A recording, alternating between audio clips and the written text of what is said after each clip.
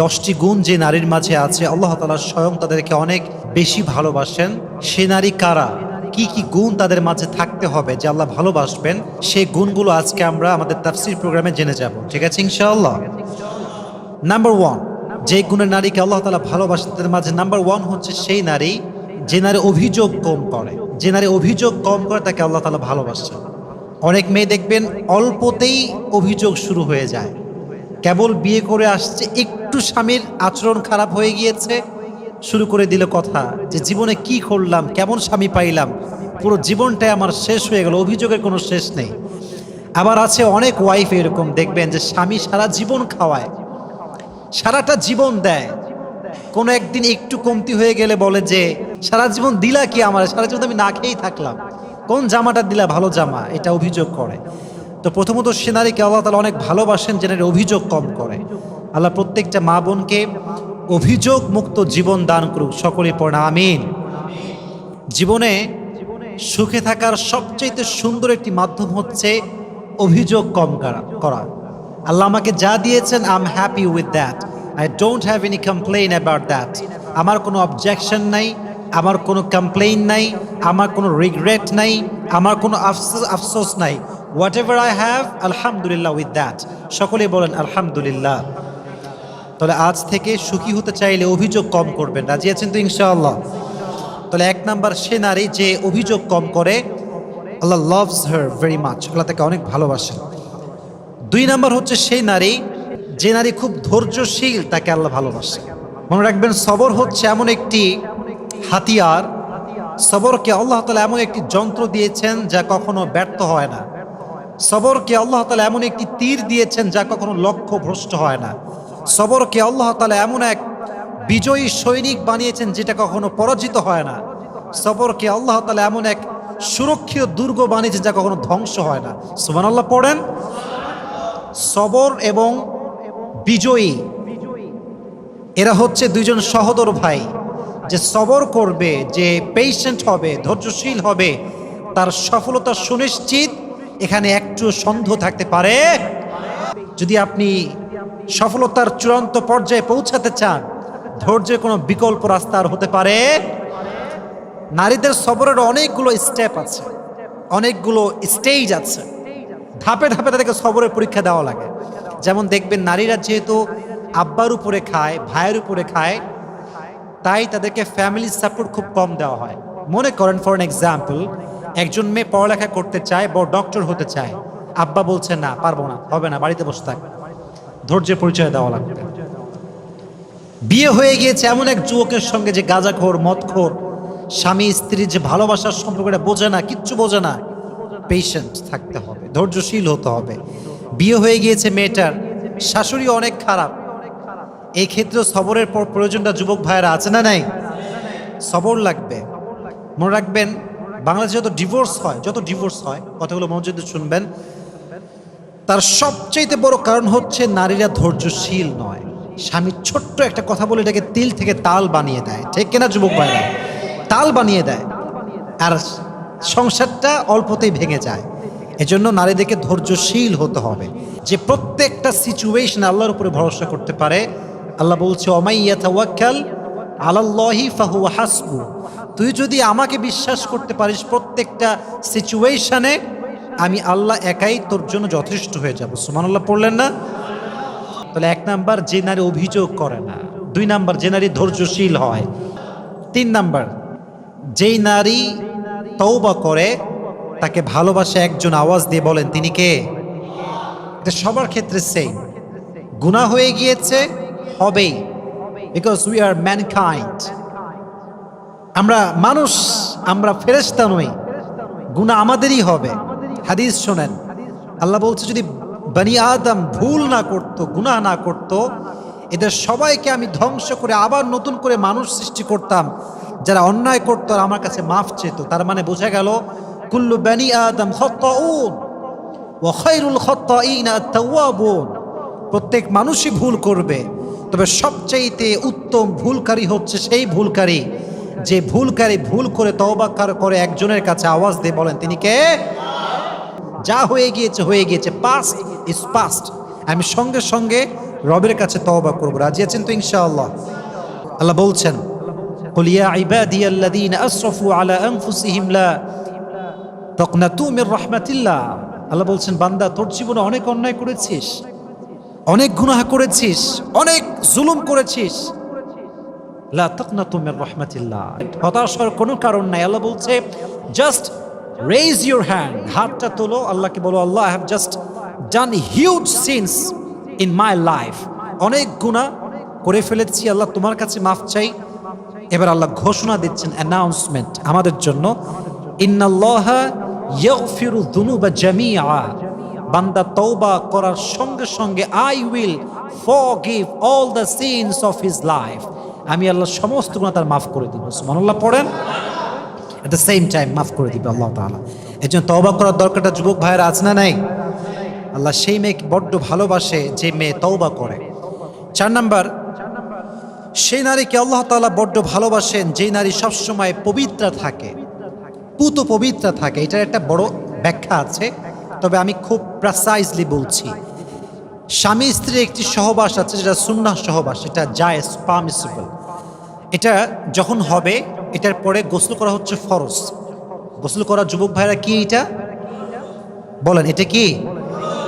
It's compulsory, এটা করতেই হবে। গোসল আপনাকে করতেই হবে সহবাসের পরে। তো অনেক মেয়ে দেখা যায়, I am really sorry to say that, এটা বলতে হবে বোঝাবার স্বার্থে, অনেক মেয়ে স্বামীর সঙ্গে সহবাস করার পরে গোসল করে না, অনেক লম্বা সময় এরকম অপবিত্র থেকে যায়। এটা ঠিক না। কখন কে মারা যায়, কার সময় কখন চলে আসে, এটা কখনো কেউ বলতে পারবে? আমি কেন অপবিত্র অবস্থায় মরবো ভাই? আমি পবিত্র থাকবো, আমি অজু করে থাকবো, আমি গোসল করে থাকবো। যদি পুত পবিত্র অবস্থায় মরতে পারি, কবরে যেতে পারি, অনেক সম্ভাবনা আছে আল্লাহ আমাকে মাফ করে দিবে। সুবহানাল্লাহ পড়েন। আল্লাহ প্রত্যেকটা মেয়েকে পুত পবিত্র অবস্থায় থাকার তৌফিক দান করুন। সকলেই মন খুলে পড়েন আমিন। 5 নাম্বার, সে নারীকে আল্লাহ তাআলা বড্ড ভালোবাসেন যেই নারী গীবত করে না। এই কোয়ালিটি সবার ভেতরে থাকে না। এক বাদশা সব প্রজাদেরকে ডেকে বলছে, শোনো, তোমাদের মাঝে যে আমাকে সবচেয়ে ফানি জোকস শোনাতে পারবে তাকে আমি পুরস্কার দিব। তো সবাই অনেক জোকস শোনাইছে, মানে মহামান্য আমাদের রাজা এই জোকস, এই জোকস, কিন্তু রাজা খুশি হয় না। উনি বলল, সবচাইতে সুন্দর মিথ্যা যে বলতে পারবে তাকে আমি পুরস্কার দিব, তাকে আমি আজকে পুরস্কৃত করব। তো একজন আসছে, সে বলছে, মহারাজ আমি পারবো বলতে। বলছে, বলো কি জোক শোনাবা? খুব সুন্দর মিথ্যা হতে হবে। বলছে, হ্যাঁ মহারাজ, অনেক সুন্দর মিথ্যা। বলছে যে এক এলাকাতে এক মেয়ের বিয়ে হলো, বিয়ে হওয়ার পর এলাকার অনেকগুলো মেয়ে এসেছে, মাশাআল্লাহ, অনেকের বউ এসেছে, ভাবিরা এসেছে, আন্টিরা এসেছে, এবং সবাই এসে চুপচাপ বসে আছে। মহারাজ বলছে, এটাই পৃথিবীর সবচেয়ে সুন্দর মিথ্যা কথা। তার মানে হচ্ছে মেয়েরা এক জায়গায় হবে, ভাবিরা এক জায়গায় হবে, কেউ কারোর নামে গীবত করবে না, বদনাম করবে না, এটা কোশ্চিন কালেও হতে পারে না। ঠিক না বলেন যুবকেরা? মেয়েদের একটা নেচার হচ্ছে একে অপরের সঙ্গে বসলেই বদনাম শুরু হয়ে যায়। এজন্য সেই মেয়েকে আল্লাহ অনেক ভালোবাসে যেই মেয়ে গীবত করে না। আল্লাহ প্রত্যেকটা মেয়েকে গীবত মুক্ত জীবন দান করুক। সকলেই পড়ে আমিন। 6 নাম্বার, সেই মেয়েকে আল্লাহ তাআলা অনেক বেশি ভালোবাসেন যেই মেয়ে তার হাজবেন্ডের সঙ্গে হয় সুন্দর এবং কোমল আচরণওয়ালী নারী। অনেক মেয়ে দেখবেন হাজবেন্ড আসলে ওর গা খিটমিটে শুরু হয়ে যায়, খাইসটা চোখের দিক তাকানো যায় না। আবার অনেক মেয়েকে আমি মাঝে মাঝে বলি না যে অন্যরা কল দিলে, কেমন আছেন ভাইয়া, আসসালামু আলাইকুম, ভুলে গেছেন দেখছি, এগুলো বলে। আর স্বামী আসলে কোনো কাজ কাম নাই, খালি আমার ডিস্টার্ব করে, এই সেই কত কথা, খালি অভিযোগ করে। এটা ঠিক না। আল্লাহ সে নারীকে বড্ড ভালোবাসে যে নারী তার স্বামীর প্রতি যত্নশীল হয়। সুবহানাল্লাহ পড়লেন না? আমি বোনদেরকে বলবো, স্বামীকে আপনি যে ভালোবাসেন এটা আপনাকে বারবার বারবার বলতে হবে। যতবার আপনি বলবেন ততবার আপনার আমল নামায় সওয়াব লেখা হবে। সুবহানাল্লাহ কোথায়? যতবার বলবেন ততবার সওয়াব। তো মেয়েদেরকে বলবো, বোনেরা আপনারা বিয়ে করার পরে স্বামীকে বলবেন যে আমি আপনাকে বড্ড ভালোবাসি, আমার সমস্ত অনুভূতির জগতে শুধুমাত্র আপনি আছেন, আপনাকে আমি ফিল করতে পারি, কাউকে আমি ফিল করতে পারি না, আমি আপনার প্রতি আসক্ত, কোনো পরপুরুষের প্রতি আমার কোনো আসক্ত আসেই না। এই কথা জেনে রেখে স্বামীকে বলতে পারবে, আল্লাহ তাকে ভালোবাসবে। সুবহানাল্লাহ পড়েন। আল্লাহ বোনদেরকে স্বামীর সঙ্গে রোম্যান্টিক হওয়ার তৌফিক দান করুক, পড়েন আমিন। 7 নাম্বার, সে নারীকে আল্লাহ তাআলা বড্ড ভালোবাসে যেই নারী তার চোখটা পরপুরুষের থেকে হেফাজত করে। বড্ড ভালোবাসে আল্লাহ তাআলা তাদেরকে। কারণ আজকালকার মেয়েরা চোখ হেফাজত করতে অনেক অনেক ফেল, খালি বলে ক্রাশ খাইছি। কি খাইছে যুবক ভাইয়েরা? ভয় পায়, কথা বলো কি খাইছি? ক্রাশ খাইছি। না, এটা ঠিক না। আপনার চোখকে you have to lower your gaze every time. যখনই কোনো পরপুরুষের দিকে চোখ পড়ে গিয়েছে, চোখ নামাতে হবে। আল্লাহ আমার বোনদেরকে তৌফিক দান করুক, সকলেই পড়না আমিন। 8 নাম্বার, সে নারীকে আল্লাহ তাআলা বড্ড ভালোবাসেন যে নারী বাসা থেকে বের হওয়ার সময় কোনো পারফিউম ইউজ করে না। That's very important message. অনেক মেয়ে দেখবেন এত বেশি পারফিউম ইউজ করে, আমি সরি টু সে দ্যাট, তাদের সুগন্ধিতে অনেক যুবকের চরিত্র নষ্ট হয়ে যায়। ঠিক না বলেন যুবক ভাইয়া? এটা খুবই খারাপ জিনিস। অটোতে উঠলে আমি একটা জিনিস দেখেছি, অনেক মেয়ে দেখবেন অটোতে উঠে এমন পারফিউম মাখে, সামনে যে যুবকটা বসে তার পুরো মাইন্ডসেট নষ্ট হয়ে যায়। এটা খুবই খারাপ জিনিস। আমার বোন থেকে বলো, বোন, হাদিসে এসেছে যেই নারী পারফিউম ইউজ করে বাইরে বের হয়, তার পারফিউমের গন্ধ যখন পরপুরুষের নাকে যায়, সে পুরুষের সঙ্গে জেনা করলে যে পরিমাণ গুনাহ হতো, তার আমল নামায় সে গুনাহটা লিখে দেওয়া হয়। জোরে বলেন নাউজুবিল্লাহ। আল্লাহ প্রত্যেকটা মা বোনকে বাহিরে যাওয়ার সময় পারফিউম ইউজ করার থেকে হেফাজত করুক, সকলেই পড়েন আমিন। তার মানে কি আপনি পারফিউম ইউজ করবেন না? অফকোর্স, স্বামী আছে যেখানে পারফিউম আছে সেখানে বাহিরে গিয়ে মাখা যাবে না। আল্লাহ তৌফিক দান করুক, সকলেই পড়েন আমিন। 9 নাম্বার, সে নারীকে আল্লাহ তাআলা বড্ড ভালোবাসেন যে নারী তার স্বামীকে আনুগত্য প্রবণ হয়ে অনুসরণ করে, তাকে আল্লাহ ভালোবাসে। অনেক মেয়ে দেখবেন স্বামীকে মানতে চায় না, কেমন যেন একটা ভাবসাব, আরে আমার বাপের টাকা আছে, আমাকে অভাব আছে নাকি, তোকে কেন আমি মানবো। আবার বলে, তোকে আমার বাপ ফ্রিজ দিয়েছে, বাইক দিয়েছে, তোর বাড়ির ছাদের ঢালে আমার বাপ টাকা দিয়েছে, আমি তোরে কেন মানবো। এরকম বেয়াদব মেয়ে বাংলাদেশে আছে না নাই? স্বামীর আনুগত্যশীল হতে চায় না, কথায় কথায় স্বামী খোটা দেয়। আল্লাহ বলে, দেখে আমি ভালোবাসি না। যে স্বামীকে ভালোবাসে, স্বামীর আনুগত্যশীল হতে পারে, স্বামীর কথায় ডানবাম হতে পারে, আল্লাহ তাকে ভালোবাসতে শুরু করে দেয়। সুবহানাল্লাহ। আল্লাহ প্রত্যেকটা মেয়েকে স্বামীর আনুগত্যশীল হওয়ার তৌফিক দান করুক, সকলেই পড়েন আমিন। কোরআনে একটা সম্পর্ককে সবচেয়ে দামি সম্পর্ক বলা হয়েছে, এই সম্পর্কের নাম হচ্ছে স্বামী স্ত্রীর সম্পর্ক। সুবহানাল্লাহ পড়েন। এত সুন্দর সম্পর্ক দুনিয়াতে আর কোনোটা হতে পারে না।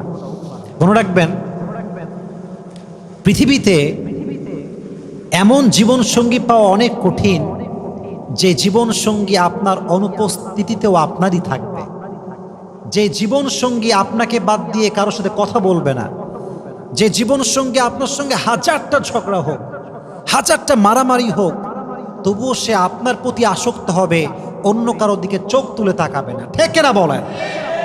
এরকম লয়াল হাজব্যান্ড, এরকম লয়াল ওয়াইফ, এরকম জীবন সঙ্গী পাওয়া ইটস ভেরি হার্ড। এটা অনেক কঠিন জিনিস। আর পৃথিবীতে জীবন সঙ্গী যদি বেঈমান হয়, এর চাইতে কষ্ট আর আঘাত পৃথিবীতে আর দ্বিতীয়টা কিছু হতে পারে না। ঠিক না বলেন? এটা সবচেয়ে বড় কষ্টের জিনিস। একজন জীবন সঙ্গী মানে হচ্ছে আমার পুরো জীবনের অংশ। সে আমার খাওয়ার মাঝেও সে, আমার ঘুমের মাঝেও সে, আমার চাকরি যে আমি করছি, আমার কষ্ট, এই সব কিছু কষ্টের পেছনেও আছে সে। ঠিক না? এজন্য এটা বড় সেন্সিটিভ একটা বিষয়। স্বামীর আনুগত্যশীল হবেন, স্বামী যা বলবেন তাই মানবেন। লাস্ট, যে নারী পর্দা করে, পর্দাশীল হয়, হিজাব মেইনটেইন করে বাসার থেকে বের হয়, আল্লাহ বলছে আমি আমার বান্দিকে বড্ড ভালোবাসি। সুবহানাল্লাহ। আল্লাহ প্রত্যেকটা মেয়েকে পর্দাশীল হওয়ার তৌফিক দান করুক, সকলেই পড়া আমিন। তাহলে আজকে আমরা সর্বমোট কয়টা গুণ জানলাম? বলেন কয়টা গুণ? এই 10টা গুণ যে নারীর মাঝে থাকবে, তাকে স্বয়ং ভালোবাসবে আরশের মালিক। তিনি কে?